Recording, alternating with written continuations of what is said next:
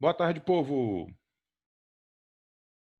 Boa tarde, boa tarde, boa tarde. Tive algum probleminha aqui para entrar na sala, cara. Não sei o que aconteceu. Mas entrei, saí, reiniciei o negócio aqui e deu certo, né? Apesar de que a sala está com o nome do professor Thales, deixa eu botar o meu nome para que fique parecendo comigo. Oi, Yasmin, tudo bem? Top. Bom, meu povo, vamos lá, né? Da última vez que nós nos encontramos, nós estávamos conversando sobre gravitação universal. Não sei se você lembra desses pequenos detalhes, né? Vamos continuar conversando sobre gravitação, tá bom? É,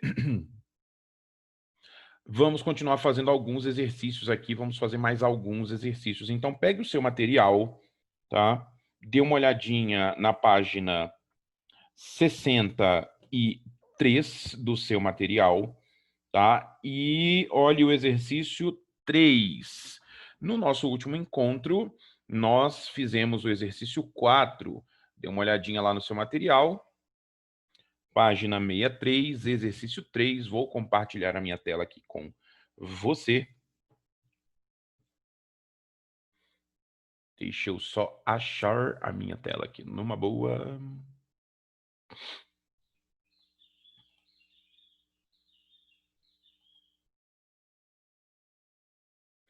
Aqui.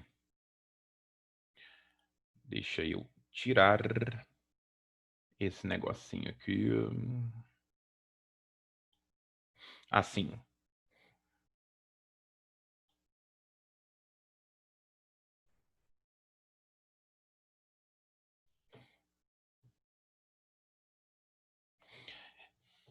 Exercício 3, então, aí, para a gente começar. Deixa eu só perguntar aqui pro Dr. Aldo se é do jeito que ele queria aqui.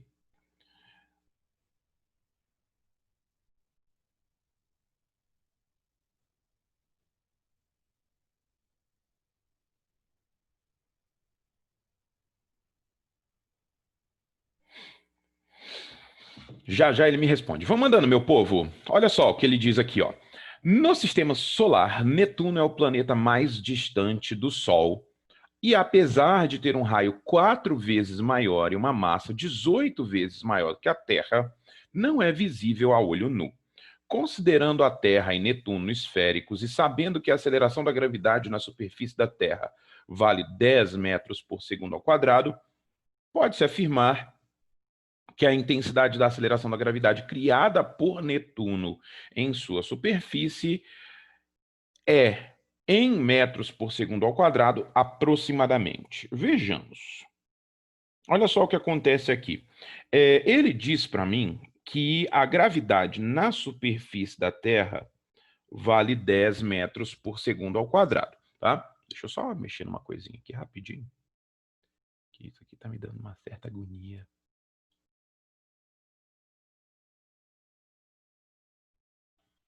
Pode crer. Ele diz pra gente que a aceleração da gravidade na Terra é de 10 metros por segundo ao quadrado. Então, ó, a aceleração da gravidade na Terra, como que ela é calculada? G emão dividido pelo raio da Terra. Isso na superfície, tá? Na superfície do planeta. A gente sempre calcula esse campo gravitacional com relação ao centro de massa, com relação ao ponto onde eu posso concentrar toda a massa do planeta. Então, qualquer campo gravitacional sai lá da força gravitacional, de acordo com a lei da gravitação universal. Essa força gravitacional pode ser escrita assim, desse modo, e isso aqui é igual ao peso, né? Que é a massa vezes a gravidade. A diferença do peso para essa força gravitacional é que a gente costuma trabalhar com o peso numa situação ou numa condição em que a aceleração gravitacional é constante. Então, se eu puder comparar essas duas equações, a aceleração gravitacional vai ser dada por esse termo G emão sobre R ao quadrado, tá bom? Então, pensando nisso tudo, a gente fica com G, massa da Terra, dividido pelo quadrado do raio da Terra, isso vai dar para a gente 10 metros por segundo ao quadrado. Agora, no caso de Netuno, o que acontece? Eu preciso escrever a mesma equação, só que para Netuno. Tem uma forma mais rápida de fazer essa questão, uma forma um pouquinho mais devagar. Vou fazer primeiro do jeito mais devagar, olha só. No caso do campo gravitacional para Netuno, a gente vai ficar com G, massa de Netuno, dividido pelo quadrado do raio de Netuno, mais ou menos assim, mais ou menos desse jeito.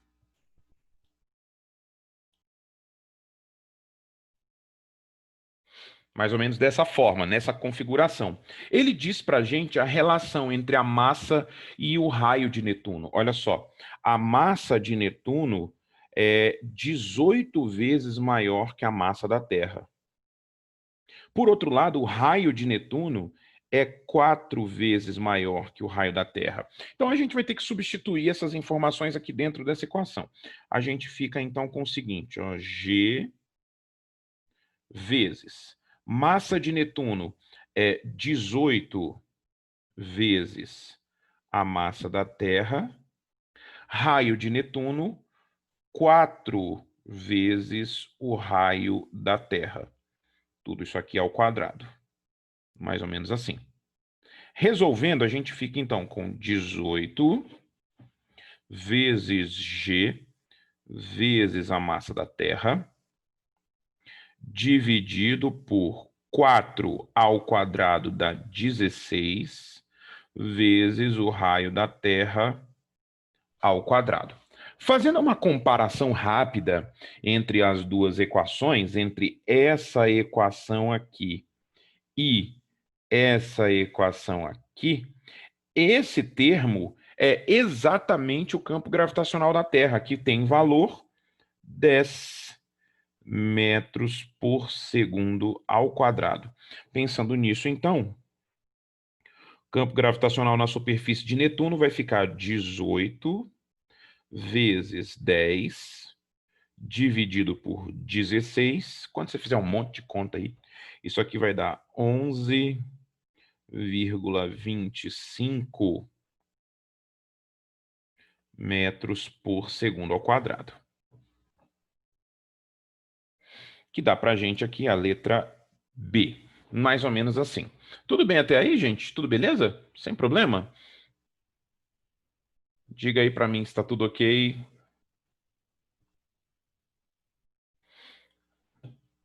Opa, mande um joinha aí para nós. Gente, me fala uma coisa.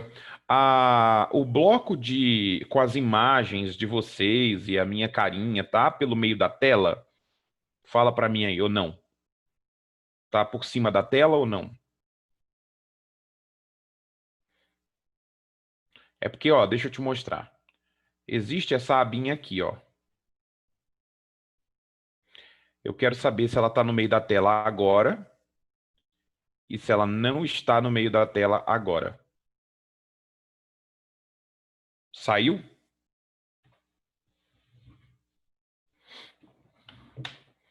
Que eu tenho dificuldades com esse negócio aqui.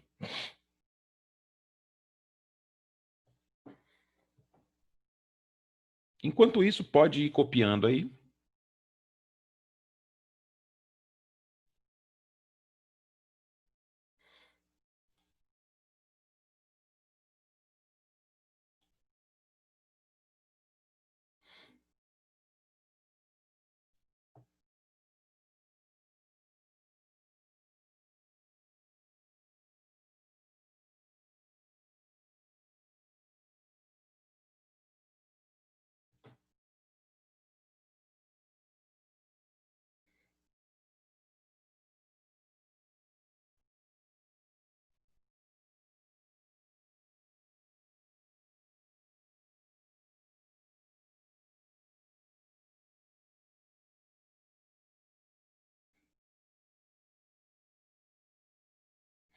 Aí.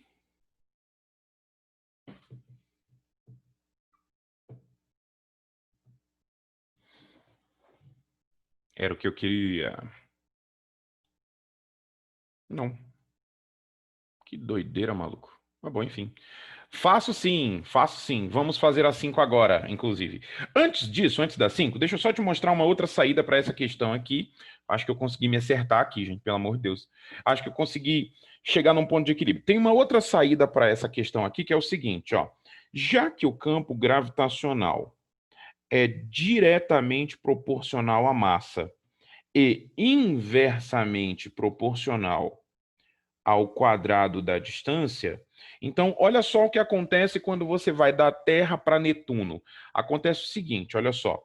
Da Terra para Netuno, a massa aumenta 18 vezes. Da Terra para Netuno, o raio cresce 4 vezes, mas como a relação com o raio é inversa, você dividiria por 4. Mas como tem um quadrado, você divide por 4 ao quadrado. Então, isso aqui fica multiplicado por 1 sobre 16, mais ou menos assim. Então, a gravidade em Netuno tem que ser igual a 10, que é o da Terra, vezes 18 por causa da massa, dividido por 16 por causa do raio. Vai dar exatamente a mesma coisa. Só que numa saída um pouquinho mais rápida. Tudo bem? Tudo beleza?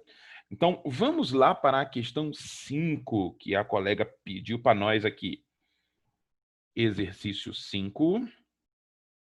Opa, o que foi que eu abri de errado aqui? Aqui. Exercício 5, página 64.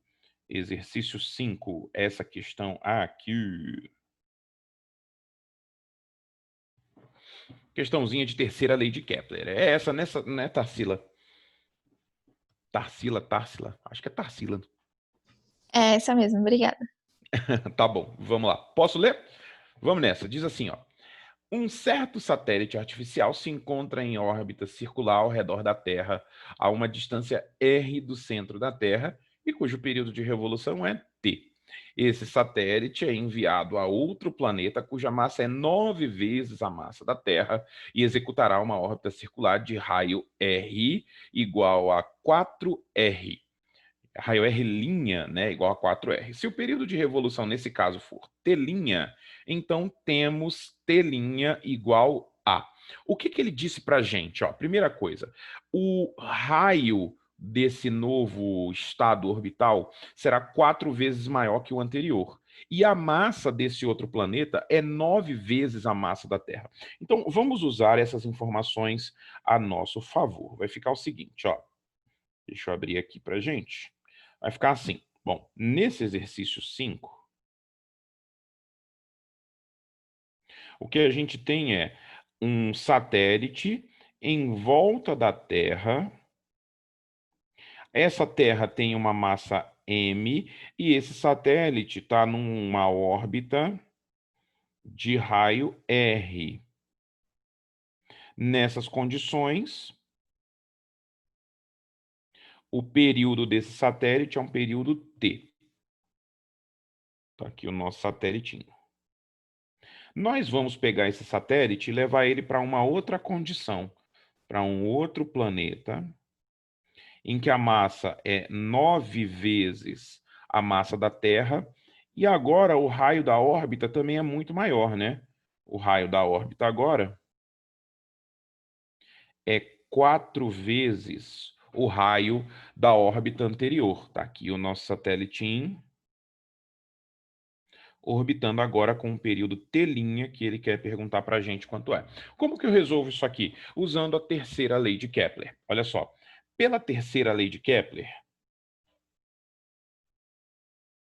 terceira lei de Kepler.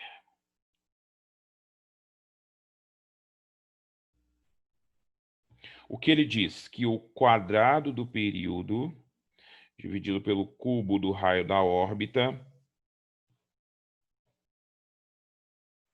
é uma constante. De acordo com a lei da gravitação universal, que eu tinha comentado com você na última aula, essa constante tem que ser igual a 4π² sobre GM. Então, a gente vai escrever essa equação aqui para a Terra e depois a gente vai escrever essa equação para esse novo planeta. Então, para isso, eu vou chamar essa condição aqui ó, de 1, essa condição aqui de 2, e depois vou comparar essas duas condições, essas duas situações. Então, para 1, ó, para o primeiro caso, o período é T, o raio vale R, isso é 4π quadrado sobre GM. Mais ou menos assim. Para a situação 2, a gente vai ficar com T' ao quadrado dividido por 4R ao cubo. Isso é igual a 4π ao quadrado sobre G vezes 9m. Prof, de onde saiu esse 4π quadrado? É da lei de Kepler, tá? Lá da lei de Kepler, quando a gente junta a lei de Kepler com a constante da gravitação universal. Nós conversamos a respeito disso na nossa última aula, quando eu falei para você... Cadê a nossa última aula aqui? Aqui... Aqui, olha só. Quando a gente conversou a respeito da junção entre a terceira lei de Kepler e a lei da gravitação universal, né? A lei da gravitação universal, que define a lei da atração entre massas, né? E eu coloquei essa situação desse planetinha aqui para gente, com o Sol no centro do caminho, um planeta orbitando o Sol, e esse planeta estando preso ao Sol pela força gravitacional. Quando a gente aplica a segunda lei de Newton, só que na forma da força centrípeta, uma vez que o movimento do planeta é um movimento circular, você chega em dois resultados que são importantes, que eu comentei. Um deles é a velocidade orbital, que a gente vai usar já já, tá bom? E também essa equação, que mostra para mim a terceira lei de Kepler e a constante da terceira lei de Kepler. Tudo bem, Tarsila? Tudo jóia? Você acompanhou aí numa boa? Top. Vamos continuar então. Deixa eu terminar minhas continhas lá. Agora a gente precisa comparar essas duas coisas, né? Deixa eu terminar essa conta aqui. A gente vai ficar com o seguinte, olha só. T' ao quadrado igual a 4π quadrado sobre GM vezes. Esse 9 aqui eu vou deixar ele isoladinho aqui, ó, separado. Esse 4R ao cubo, eu vou passar para lá, ó, fica 4 ao cubo vezes R também ao cubo. Tudo jóia? Acompanhamos aí? Numa boa? Filé. Agora, comparando os dois períodos, porque o período da Terra aqui, ó, período da Terra ao quadrado vai ser igual a 4π quadrado sobre GM vezes R ao cubo. Olha só que loucura, ó.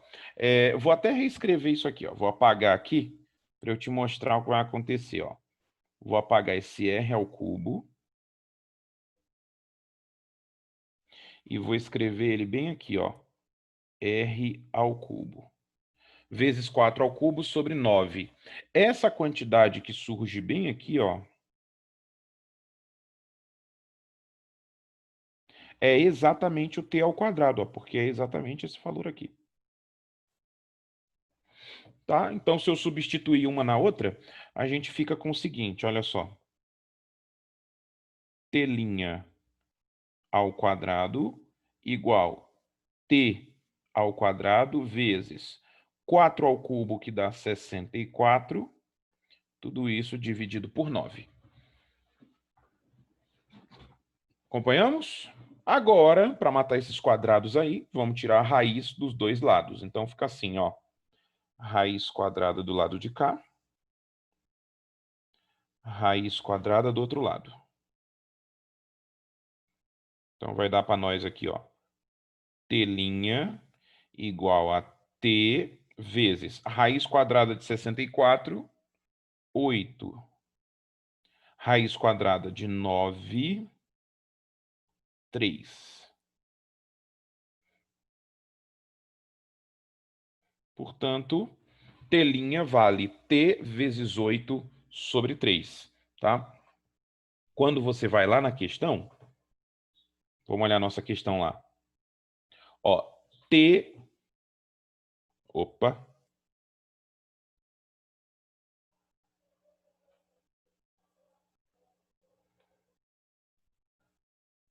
Aqui, voltou.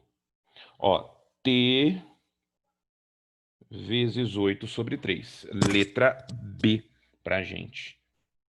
Deixa eu voltar na questão. Olha aí. Pode tirar um print, copiar. Tudo bem, gente? Dificuldades até aí? Filé? Diga para mim se deu para acompanhar, se está tudo ok.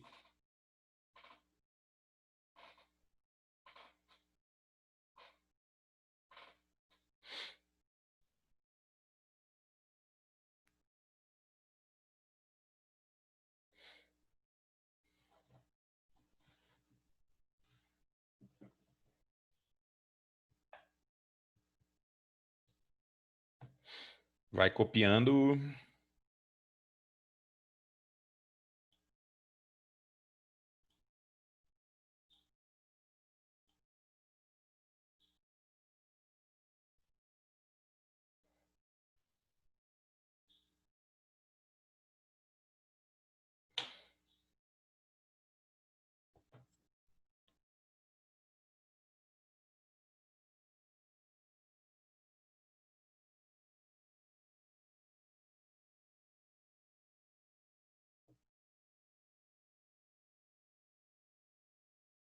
Para quem já copiou, dê uma olhadinha no exercício 15.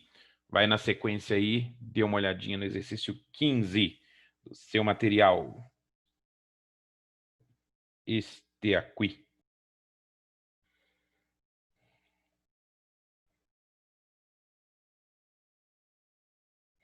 Ele fica na página 66, tá?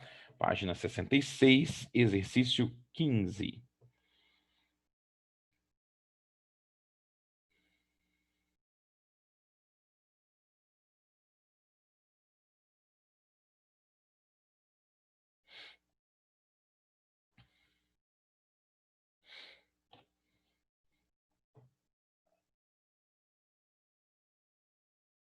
Vou ler. Diz o seguinte, ó. Considere que as massas da Terra e do Sol sejam respectivamente iguais a 6 vezes 10 a 24 kg e 2 vezes 10 a 30 kg. Considere ainda que as distâncias médias da Terra à Lua e do Sol à Lua sejam respectivamente iguais a 4,10 a oitava metros e 1,5 vezes 10 a 11 metros. Com base nesses dados, pode-se concluir que, tipicamente, a força gravitacional que o Sol exerce sobre a Lua é maior que a força gravitacional que a Terra exerce,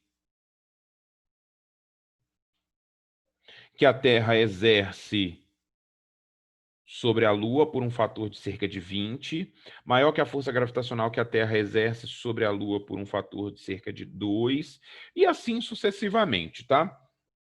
Ele está perguntando aí se essa força é maior e de quantas vezes que ela é maior também. Para que eu entenda essa relação, para que eu consiga construir se é maior, se é menor, quantas vezes é maior, quantas vezes é menor, eu preciso fazer a razão entre as duas forças. Então, a pergunta do nosso amigo, ela é baseada na resposta que nós obteremos dessa estrutura aqui, ó.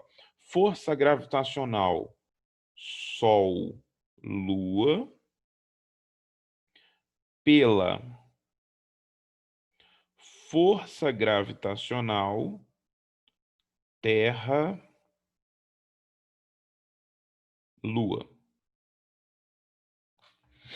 Mais ou menos assim. Então, isso é a pergunta do nosso amigo. Vamos deixar ela aqui encostadinha. Primeiro, qual é a força gravitacional Sol-Lua? Vamos ver? Ó, força gravitacional Sol-Lua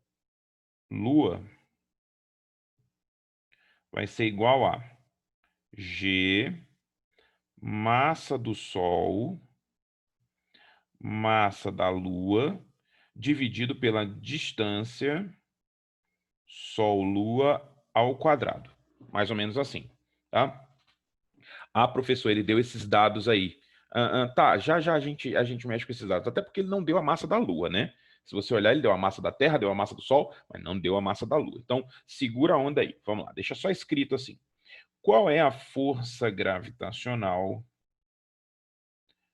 Terra-Lua? Vai ser o seguinte pra gente, ó. G, massa da Terra, massa da Lua, dividido pela distância Terra-Lua,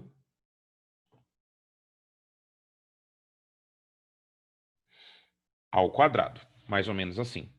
Como nós queremos fazer a razão entre as duas quantidades,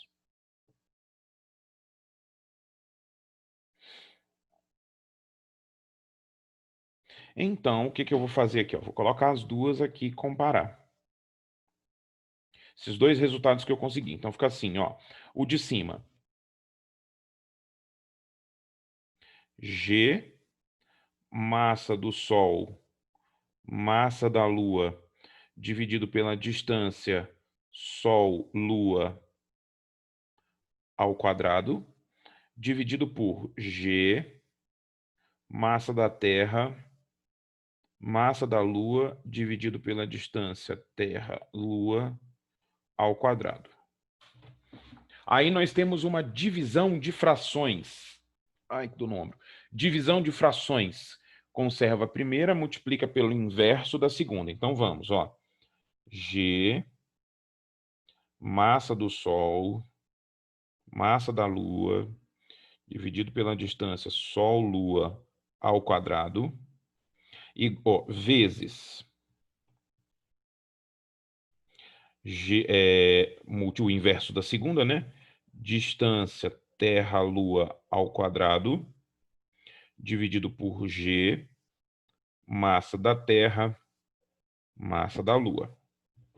Assim. Agora vamos matar o que dá para matar, ó. Vai ficar o seguinte, morre esse G com esse, morre essa massa da Lua aqui com essa e só, né? Acabou. Não dá para matar mais nada.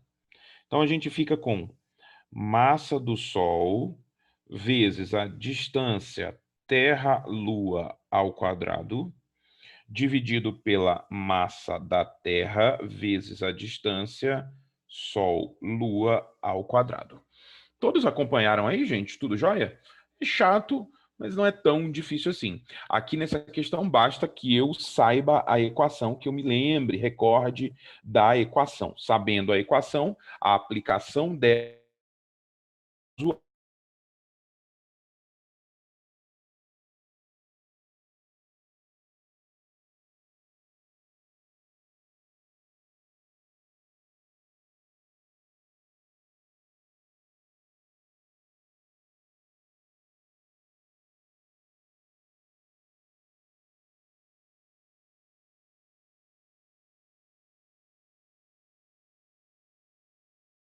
oitava.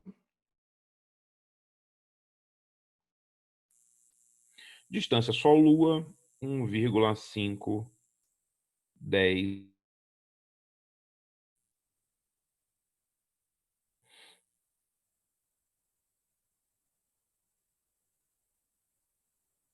Tudo isso aqui ao quadrado. Resolvendo essa continha, ficamos com 2 com 6 aqui simplifica, dá 1/3. Divisão de potência de mesma base, subtrai os expoentes. Então, esse 3 e esse 24 aqui subtraem, fica 3 menos 24, isso vai dar para a gente menos 21, vezes 4 dividido por 1,5 aqui, ó, vai ficar 4 ao quadrado, 16. 8, 10 oitava ao quadrado dá 10 elevado a 16, tá? Potência de potência multiplica os expoentes. Dividido por 1,5 ao quadrado, que dá 2,25, daqui a pouco a gente coloca, vezes 10 a 11, que dá 10 elevado a 22. Potência de potência multiplica os expoentes de novo. Então, a gente vai ficar com 16, faz aí na calculadora.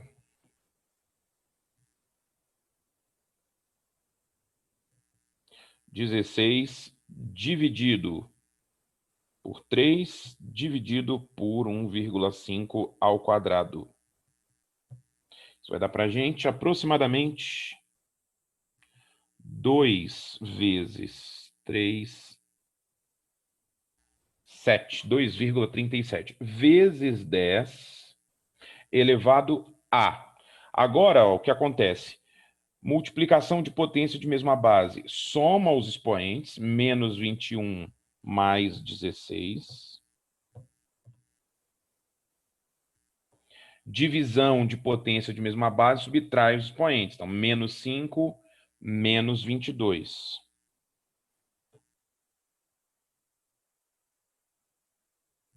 Isso dá menos 27.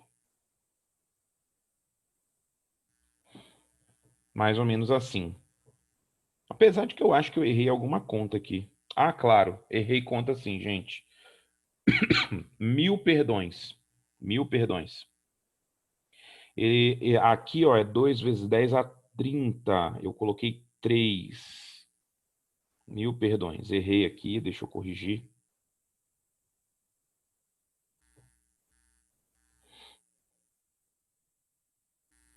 Então, aqui vai ficar 6, tá?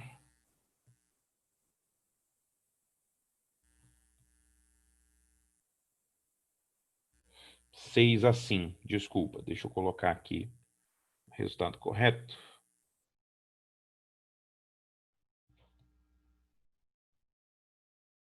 2,37 vezes 10 elevado a 6 mais 16 dá 22, dividido por 22, então 6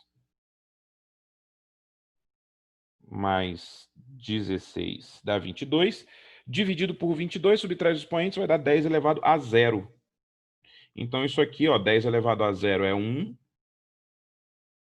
Isso dá para a gente 2,37 aproximadamente. Ou seja, a força que o Sol faz na Lua, portanto, é uma força 2,37 vezes maior do que a força que a Terra faz na Lua. Então, aproximadamente 2. Então, maior e por volta de 2. Maior que a força gravitacional que a Terra exerce sobre a Lua por um fator de cerca de 2, letra B. Tudo bem, gente? Todo mundo acompanhou? Isso aí, ó, fica só o 2,37. Muito bem, Luciana. Eu viajei aqui com as continhas. Tudo bem, gente? Tudo beleza? Todo mundo acompanhou aí, filé, 100% top. Legal. Pode copiar, tire um print aí.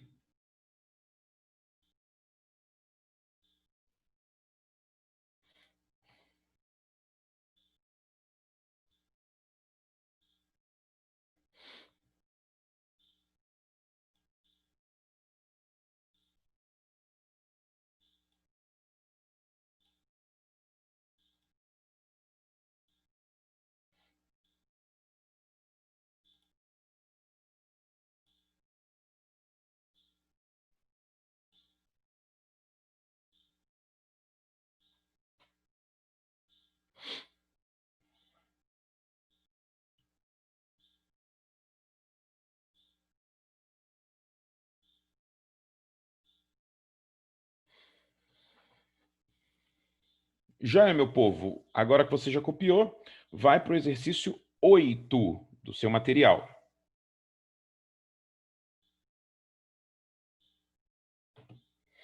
Exercício 8.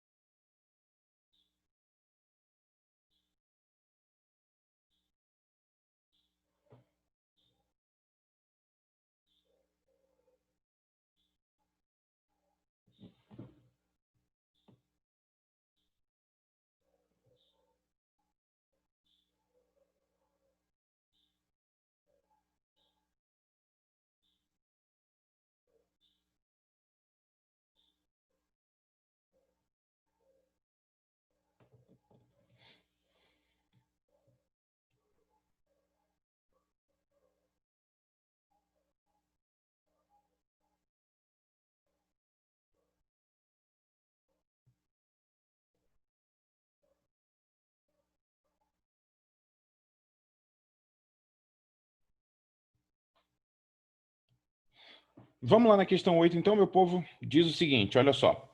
No dia 4 de outubro de 2007, serão comemorados 50 anos do lançamento pela então União Soviética do primeiro satélite artificial, o Sputnik 1.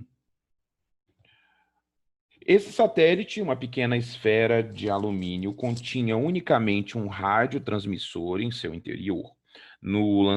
Seu lançamento marcou o início da exploração espacial. Desde então, o progresso da ciência tem sido notável e hoje é praticamente inconcebível o funcionamento do mundo moderno sem essa tecnologia. Tendo o texto acima como referência inicial, julgue os itens a seguir. Então, 1. Se a estrutura do Sputnik 1 durante sua trajetória no espaço manteve-se íntegra, então a força mecânica resultante em cada ponto da sua estrutura era nula. Dessa forma, se gases ficaram aprisionados em seu interior, a pressão exercida por eles foi compensada pela força da ligação metálica presente no alumínio da estrutura. Bom, esse item ele tem um pequeno problema de construção. A premissa dele contém um erro. Vamos passar por cima desse erro por enquanto.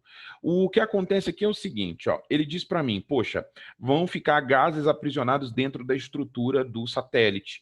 Esses gases eles exercem pressão. Para que aquele satélite então não exploda, eu preciso que o tipo de material, o metal, seja forte o suficiente para conseguir segurar a estrutura intacta, íntegra, digamos assim.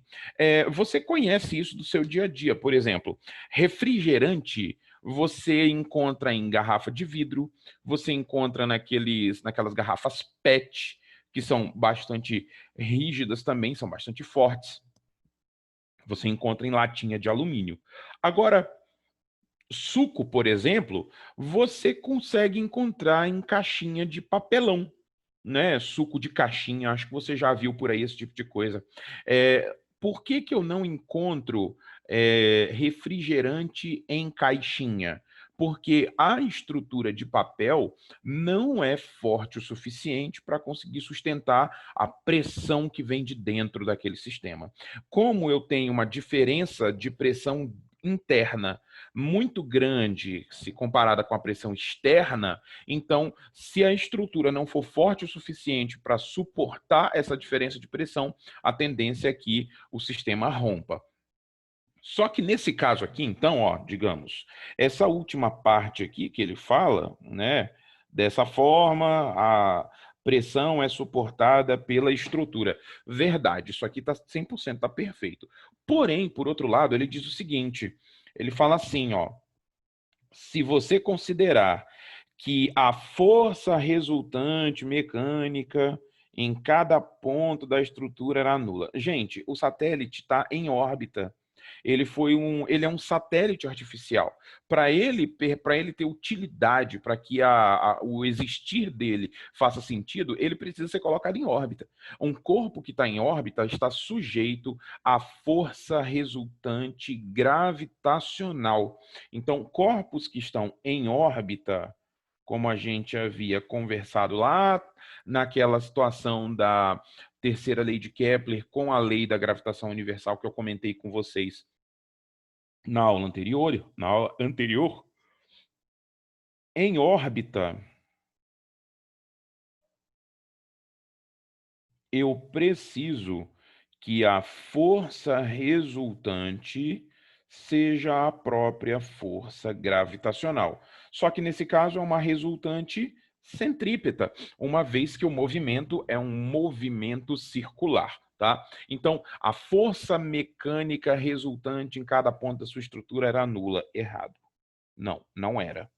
Não pode. Se o satélite está em órbita, a força resultante é diferente de zero, automaticamente. Tudo bem até aí? Tudo beleza? Vamos para o item 2, então.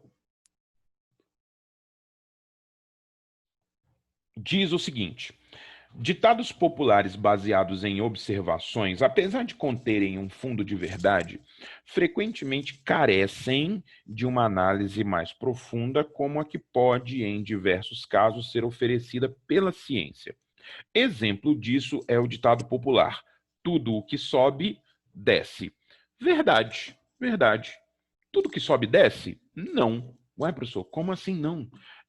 A NASA ganha dinheiro jogando as coisas para cima. E ela só perde dinheiro quando o que ela jogou para cima cai, né? Eu acho que você já viu esse tipo de coisa acontecer por aí. O estado orbital é um estado de queda permanente. O corpo é lançado, colocado em órbita e ele tenta voltar. Só que para que ele consiga manter o seu estado de órbita, ele precisa conseguir também não retornar para o solo. Então, nesse caso, um corpo que é lançado para escapar do planeta ou para que seja mantido em órbita, eles não necessariamente retornarão. Então, a afirmação, tudo que sobe e desce, é uma afirmação que, do ponto de vista científico, está vazia? Sim, por isso o item é correto. Item correto, tá? Essa afirmação, tudo que sobe e desce, carece de análise mais profunda. Mais ou menos assim. De boa? Vamos lá para o item 3. Para que um satélite permaneça em órbita circular ao redor da Terra, é necessário que a força gravitacional seja igual à força centrípeta do movimento circular na inexistência de forças externas ao sistema Terra-satélite. Perfeito. É exatamente aquilo que a gente havia conversado. Olha só. No caso de um corpo estar em órbita, a força gravitacional tem que ser igual à força centrípeta para que o corpo permaneça nesse estado orbital, tá? Então, item 3, correto. 4. Na ausência de auxílio externo, um satélite em órbita da Terra só poderá alterar sua órbita se variar sua massa. Esse item é um item curioso, tá? Por quê? O que determina a órbita de um satélite? Basicamente, a velocidade dele. Como havíamos conversado, a velocidade orbital ela é igual a raiz de gm sobre o raio da órbita. Isso é muito importante, tá? Sobre o raio da órbita. Problema desse tipo de coisa. Se eu quero estar numa determinada órbita, quem define isso é a minha velocidade e o planeta que eu estou orbitando. É a massa do planeta que define isso para mim.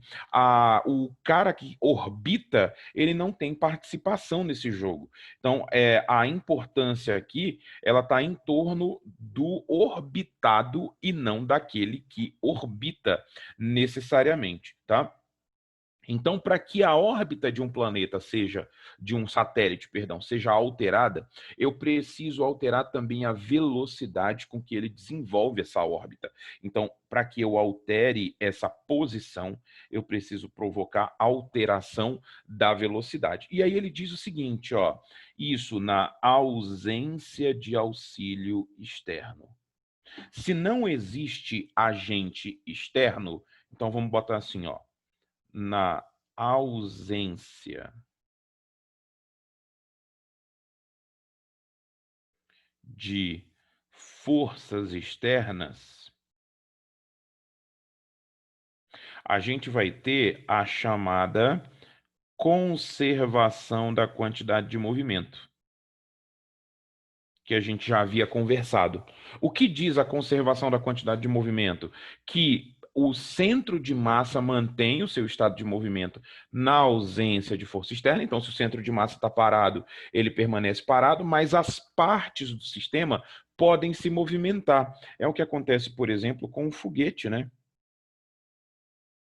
Um foguete se movimenta graças exatamente ao fato de que o centro de massa dele permanece paradinho. Então, para que ele consiga se movimentar, ele ejeta o combustível é jogado para fora do foguete, enquanto o foguete caminha no outro sentido. Então, enquanto o combustível é empurrado num sentido, o foguete é empurrado no outro, no sentido contrário. Então, para que o foguete se movimente na ausência de força externa, na ausência de auxílio externo, eu preciso fazer ele jogar combustível fora. Automaticamente, ele irá variar a sua massa. Então, para que uma movimentação dentro de uma órbita ocorra, é necessário que a massa desse satélite se modifique. Então, o item 4 é correto. Tudo jóia? Tudo beleza? Vou fazer o 5 aqui e te dou espaço para perguntar. Ó, considerando-se que na confecção do Sputnik 1 tenha ficado aprisionado ar atmosférico no interior desse satélite, então, durante sua trajetória, a pressão exercida por esse gás nas paredes do satélite era maior quando ele passava pela região iluminada pelo Sol que quando ele passava pela região escura. Ó, se o gás está aprisionado dentro do satélite, então ele está preso, volume constante, na hora que ele passa pelo Sol, ele absorve energia térmica, aumenta a agitação, aumentam as colisões. Inevitavelmente, o que vai acontecer também é que a pressão exercida por esse gás aprisionado vai crescer. Na região iluminada, pressão mais alta, na região mais escura, pressão mais baixa. Tudo bem? Pode perguntar agora, Tarsila. Diga, fique à vontade. Professor, para a velocidade de órbita é determinada pelo corpo orbitado, né? Perfeito. E pela Aí nessa, posição. A posição e o corpo orbitado. tá. Aí nessa 4 tá falando que o satélite ia alterar a massa do satélite, mas a velocidade não é determinada pelo corpo orbitado, aí eu não entendi. Ó, nossa, muito boa a sua pergunta. É assim a ideia, ó. Eu quero mudar a posição do satélite. Para mudar a posição do satélite, eu preciso mudar a velocidade dele especificamente. Então, assim, mudando a velocidade dele, é que eu mudo a posição em que ele está. Agora, como que eu faço para mudar a velocidade do satélite e jogar ele para uma órbita mais baixa ou para uma órbita mais alta? Aí eu tenho que usar os propulsores dele, eu tenho que usar o foguete que o satélite tem. Então, ele vai se empurrar para mais longe ou ele vai se empurrar para mais perto do planeta. Você entendeu a ideia? Eu não estou discutindo a dependência dessa velocidade orbital agora, eu estou discutindo a necessidade de mudar essa velocidade orbital. Sem nenhum agente externo, a velocidade de órbita permanecendo em módulo constante, né, porque ela varia em orientação, ela permanecendo em módulo constante, o satélite vai continuar paradinho, exatamente na posição em que ele está. Ele não consegue mudar de posição. Porém, se eu quero que ele vá para outra posição, Nessa outra posição, ele precisa ter uma outra velocidade. Vou te mostrar um desenho desse tipo de coisa aqui agora. Olha só, para você entender direitinho, para ficar mais claro. Olha só o que acontece. É mais ou menos assim, ó. Se eu tiver duas órbitas, uma órbita aqui e uma órbita mais ou menos assim, ó. Mais ou menos desse jeito. E o planetinha aqui no meio. Aqui o planeta, tá? Eu preciso que o satélite saia daqui e venha para cá, ó.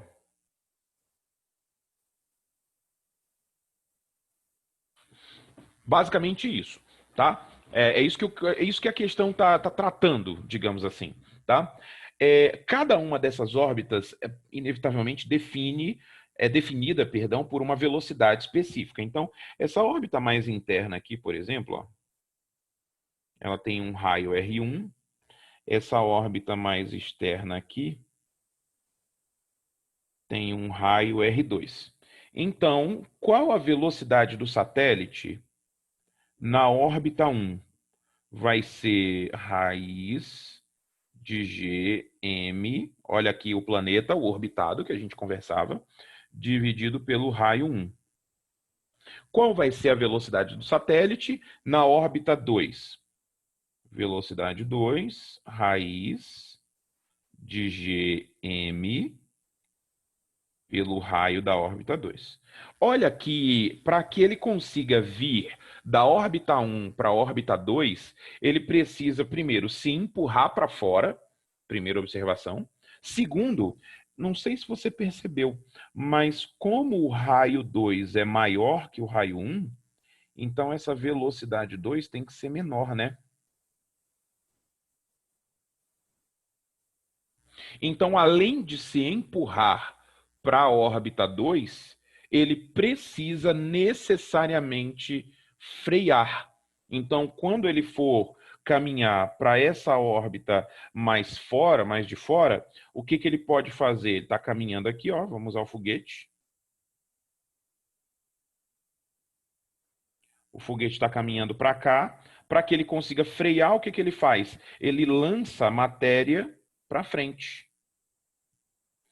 Então ele pega um foguetinho que ele tem aqui na ponta e joga a matéria para frente, lança a matéria para frente. Resultado, enquanto essa matéria é empurrada para frente, o foguete é empurrado para trás, o que faz essa velocidade aqui cair, por exemplo. Mas agora vem o grande lance. Para que ele empurre esse combustível para frente, para que esse combustível seja ejetado, a massa total do sistema não vai ter que diminuir um pouquinho? Porque se ele perde combustível, então ele perde um pouco da massa dele. O combustível está dentro dele. Você entendeu a ideia? Conseguiu visualizar?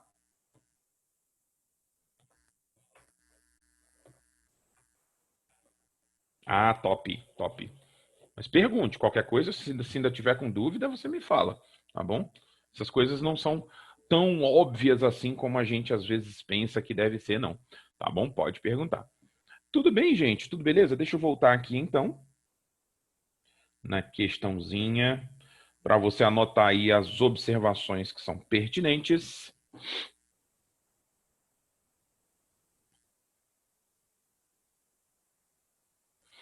Depois que você anotar essas observações pertinentes, vá para o exercício 9.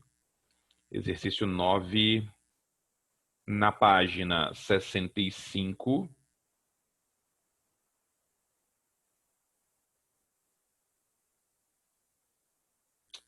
Oh, meu Deus do céu. Esse negócio não me obedece.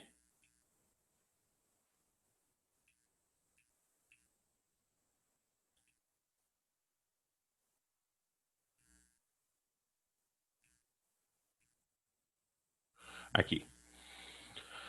Consegui. Vá para o exercício 9, na página 65. Vou tirar.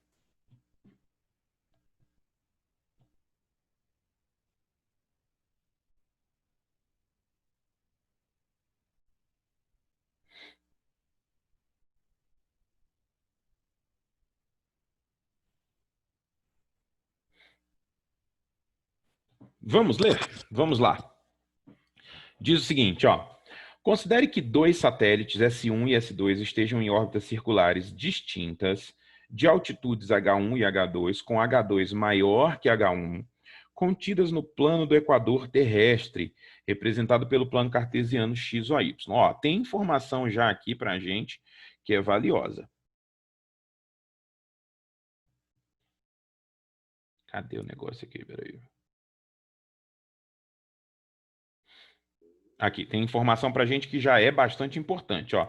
Ele diz assim: duas órbitas contidas no plano do equador terrestre, H1 e H2, com H1 maior que H2, contidos no plano do equador terrestre.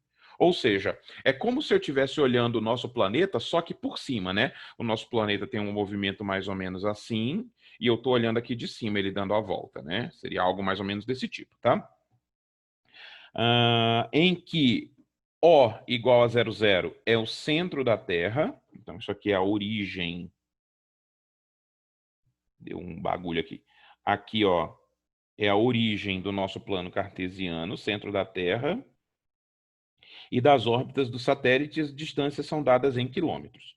Considere ainda, nessa figura, as estações de telemetria A e B situadas no equador, B no ponto R e 0,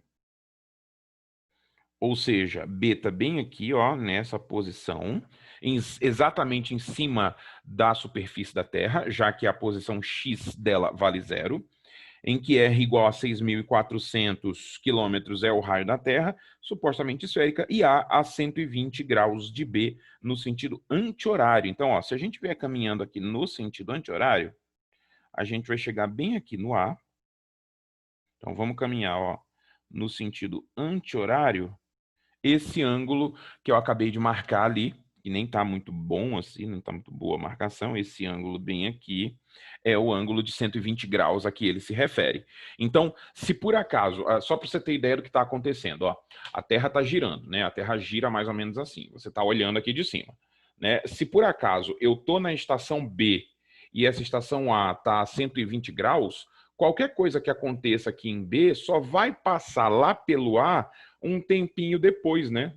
Porque a Terra tem que girar até alcançar aquela posição equivalente à posição em que a estação A estava, digamos assim, tá? Como mostra a figura, o segmento de reta que liga a estação A ao satélite S faz um ângulo com a reta que passa pelos pontos O e A, conforme ilustra a figura. Por sua vez, o segmento de reta que liga o ponto B ao satélite S é perpendicular ao eixo OX. Considere também 300 mil quilômetros por segundo a velocidade da luz, G a constante da gravitação universal e M a massa da Terra. Então, vamos lá. Ó, o que ele diz aqui no item 1. Com base nas informações do texto, considerando θ igual a 60 graus, julgue. 1. Considere que na questão A seja o meridiano de Greenwich. Nessa situação, é possível que a diferença entre os horários nas estações A e B seja de 8 horas. Lembra do que eu falei? Para que um evento, deixa eu mudar a cor aqui, para eu te mostrar. Para que um evento que aconteceu em B passe pela posição A, então esse ponto B tem que girar daqui até aqui. A gente está olhando a Terra girando, não esquece disso.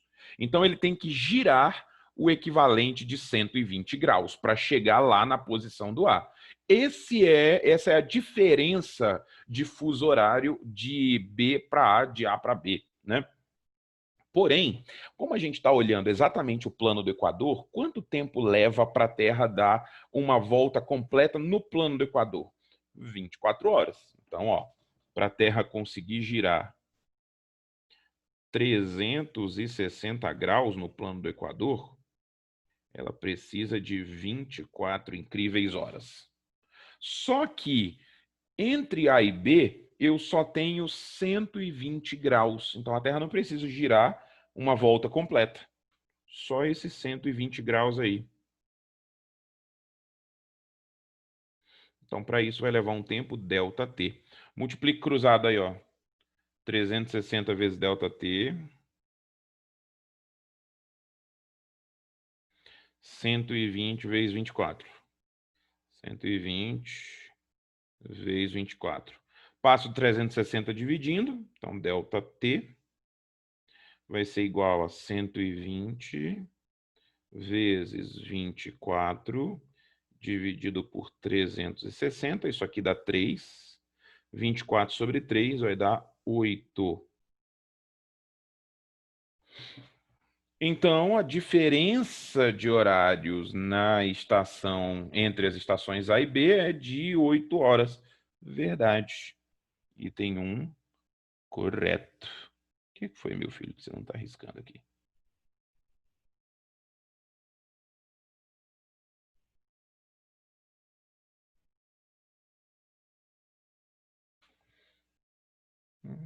Que esquisitice, rapaz.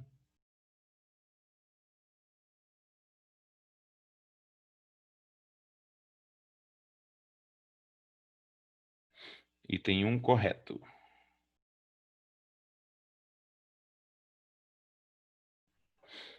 Tudo bem? 100% até aí? Tudo beleza? Vamos para o item 2. Copie rapidinho aí.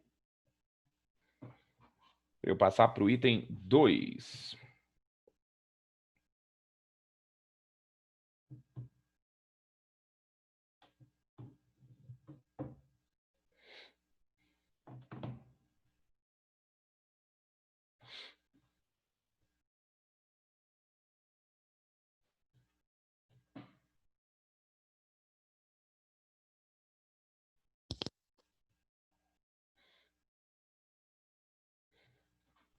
Vamos lá. 2. Ó, para que os satélites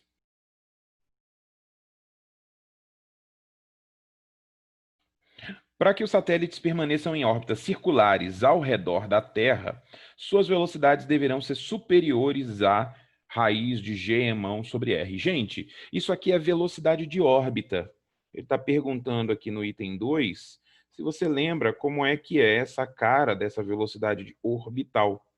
Ela tem que ser igual à raiz de Gm sobre o raio da órbita. Não esquece disso. Ou seja, aqui nessa questão, ele deixa para a gente claro, explícito, que R é o raio da Terra. Cadê, ó? Raio da Terra. 6.400 quilômetros é o raio da Terra. E não, eu preciso que aquele R ali seja o raio da órbita. Outra coisa, outro erro que ele comete aqui é que ele diz que essas velocidades devem ser superiores ao valor da velocidade orbital. Não tem que ser superior, não. Tem que ser igual. Tá? Então, item 2, errado. Erradão. Tudo bem? Tudo beleza? Isso aqui é um item rápido. Item 2, errado. Vamos para o item 3. Olha só o que ele diz, ó. De acordo com as leis de Kepler, R mais H2 dividido por R mais H1 é igual a 4. Então, ômega 1 é igual a 8, ômega 2. Onde ômega, ele não diz, mas ômega aqui representam as velocidades angulares, tá? Quem são, ou quais são esses valores? R mais H2 e R mais H1. São os raios das órbitas dos satélites S1 e S2. Olha só, para o caso do satélite S2, a órbita dele tem esse tamanho aqui que eu marquei em azul, ó. Então, isso aqui é o raio da Terra mais H2. Para o caso do satélite 1, a órbita dele tem esse tamanho aqui. O raio da órbita dele tem esse tamanho aqui, ó. É o raio da Terra mais a altura H1. Seria mais ou menos isso. Então, ele está querendo que eu compare essas velocidades angulares com as alturas das órbitas. Velocidade angular, não sei se você lembra, mas a velocidade angular ômega, ela é igual a 2π sobre o período. Então, se eu conseguir alguma coisa com relação ao período, alguma relação entre os períodos, eu posso também descobrir alguma coisa com relação às velocidades angulares. E no caso dos períodos, isso fica fácil, porque basta usar a terceira lei de Kepler. Olha só o que acontece. Como o astro orbitado aqui é o mesmo, que é a Terra, então, usando a terceira lei de Kepler,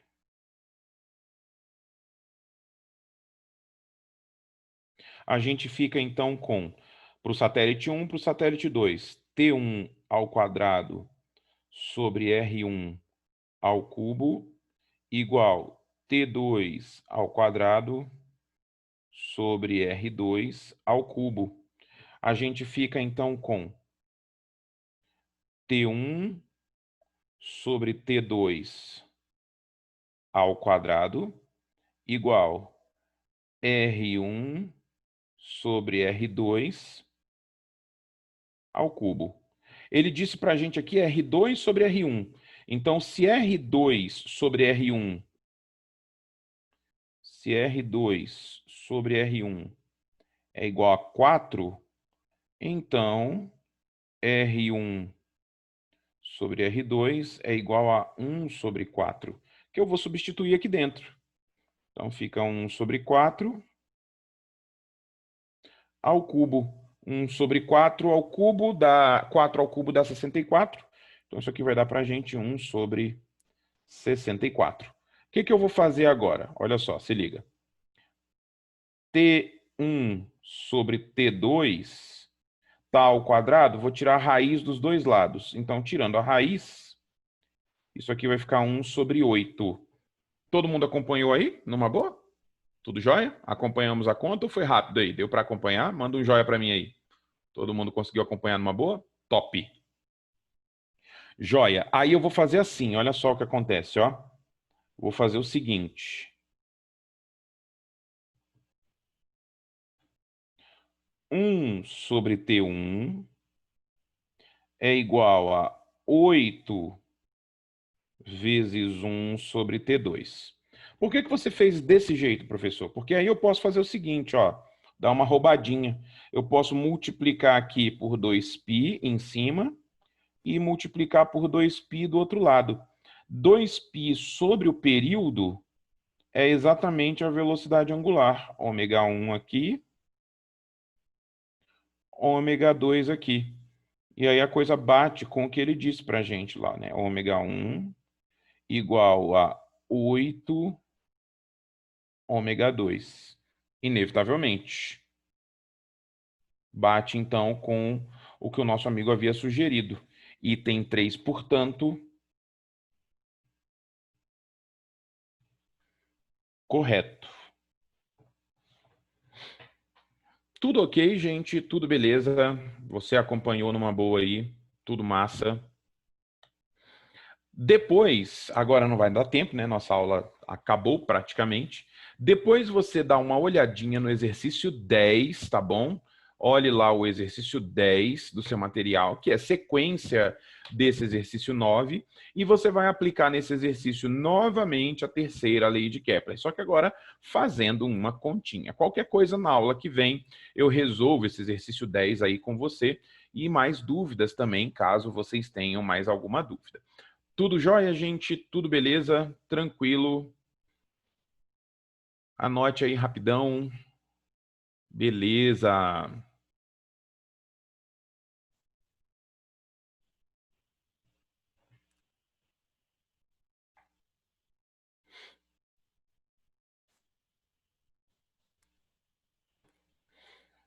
Massa. Vou tirar então.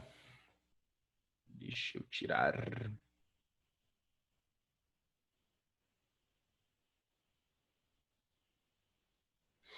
Top, meu povo. Foi um prazer enorme estar com vocês à distância.